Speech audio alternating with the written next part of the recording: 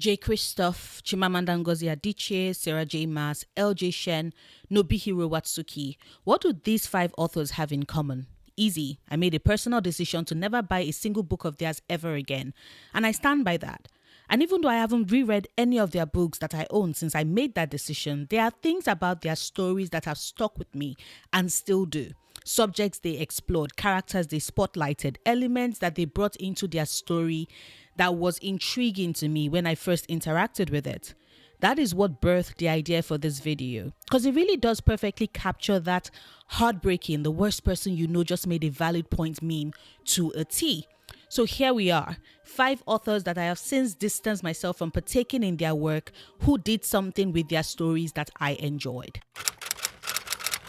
And I'll start right off the bat with Chimamanda Ngozi Adichie. I know if there are any Nigerians who watch my content right now, they're most likely shocked to hell and back again. Chimamanda is considered the face of feminism in Nigeria and is quite beloved with Nigeria's literati. And if we're being honest, I used to be one of those lovers of her books and stories.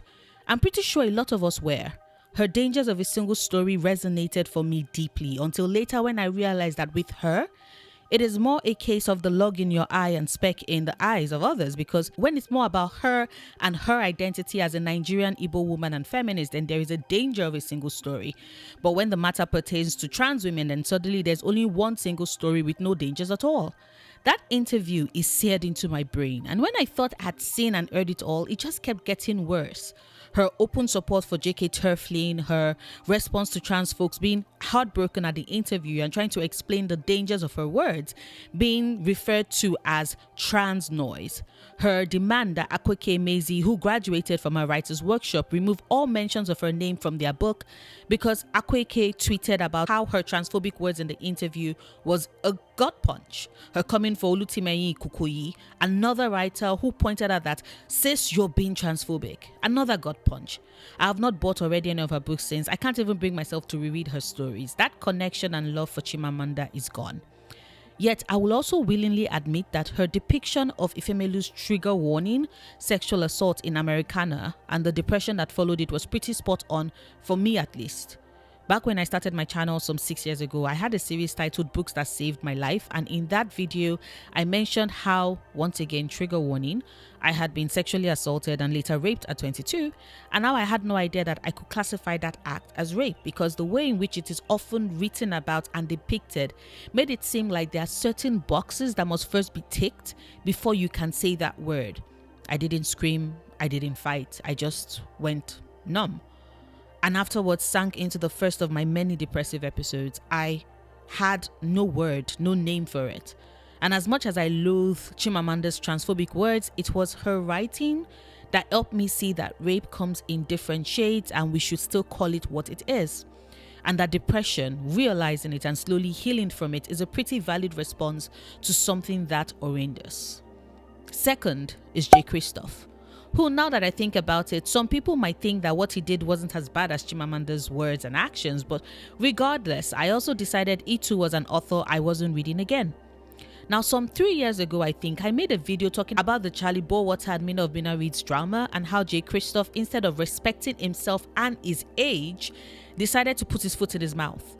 Mina's criticism then of Charlie having a default art style that catered to the prevalence of white YA novels and their extremely popular characters was a pretty valid criticism. Charlie being upset about it, also valid. No artist wants to be criticized for art they've put in so much of their work and heart and love in, especially art that's often requested for a lot and which pays their bills. I got that. What I didn't think was valid or cool was Charlie proceeding to put Mina's then much smaller follower count on blast to her tens of thousands of followers. Nor did I expect J. Kristoff, in trying to defend Charlie, to add to the pylon.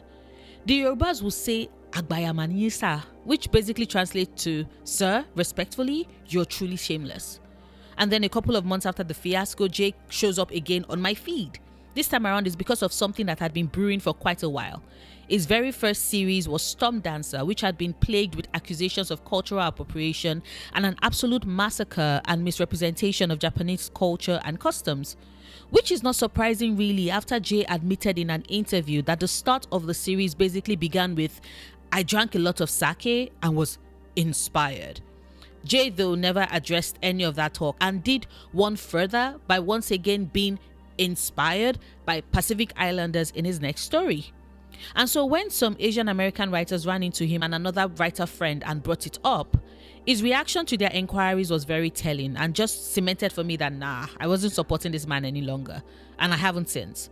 But I will admit that J. Kristoff's Nevernight Chronicles was what made me realize that footnotes, when done right in a story, can be so incredibly entertaining, funny, and a great way to incorporate a ton of world building.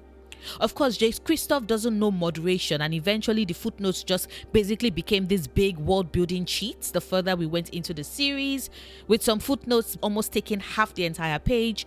But I still loved reading every single one of them, and ever since, I have never seen a footnote in a book, fiction or non-fiction, that I didn't take the time to read. It's just Nevernight was the first book to show me that footnotes can be done well and right and can be made more engaging. And then there's LJ Shen, who decided that writing bully romances wasn't enough.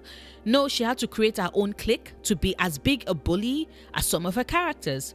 When the drama with her private Facebook group leaked with talks about her basically selecting certain readers of her books to join the group, and those who complained about the declining quality of her writing were bullied, kicked out of the group and banned, I had a migraine. My brain couldn't compute because why kick out people for saying the bloody truth?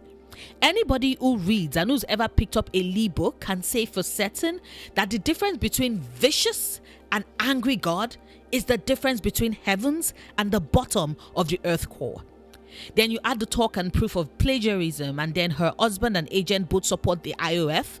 I checked out of anything to do with her with a quickness. And yet, I can also admit that, like I said earlier, Vicious is a masterclass in how to write a bully romance. She gave us Baron Vicious Spencer, the alpha AO to beat all AOs, and showed us that you can write an unforgivable piece of shit anti-hero male lead, have him redeem himself for his love interest, all without giving him a personality transplant. It's the same AO we meet at the start of the story, but just with a better understanding of himself and a woman he loves more than life itself. As someone who up until that point was frustrated that stories couldn't seem to straddle the line between giving their anti-heroes a character arc and growth without forcing them to lose their teeth, Vicious was a delight for me to personally read. Number 4 is Nobuhiro Watsuki, who is the brains behind the first manga and anime I ever read and watched, Rurouni Kenshin.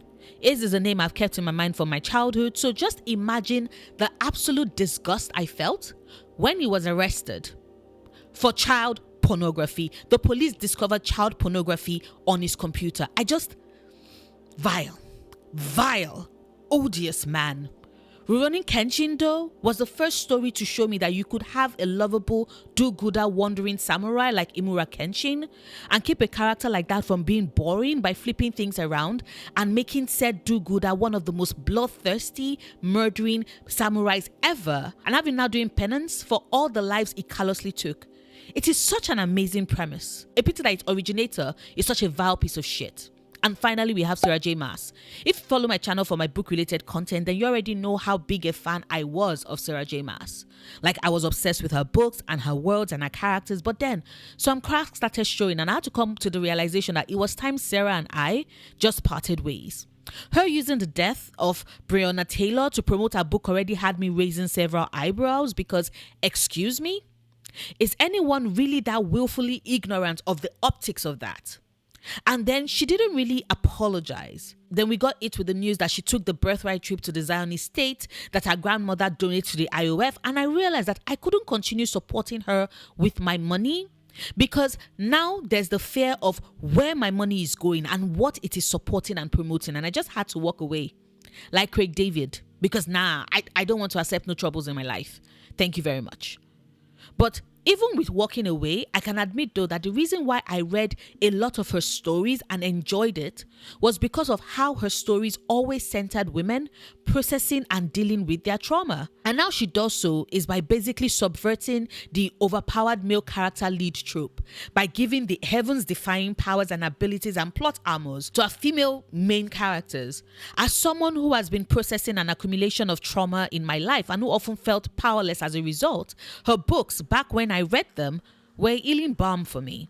And even though I am not buying any more of her book and I have, like Nigerians will say, washed my hands off of her matter, I can still acknowledge the reason why I found her female main characters so compelling. So those are my 5 authors. Do you have your 5? Let me know in the comments. I am really curious because the thing I've been thinking about for the last couple of months is the question of what happens after a creator or an artist or an author who you loved and whose work you enjoyed does something or says something or takes an action that just absolutely doesn't align with you and your values or how you choose to navigate the world. What happens then?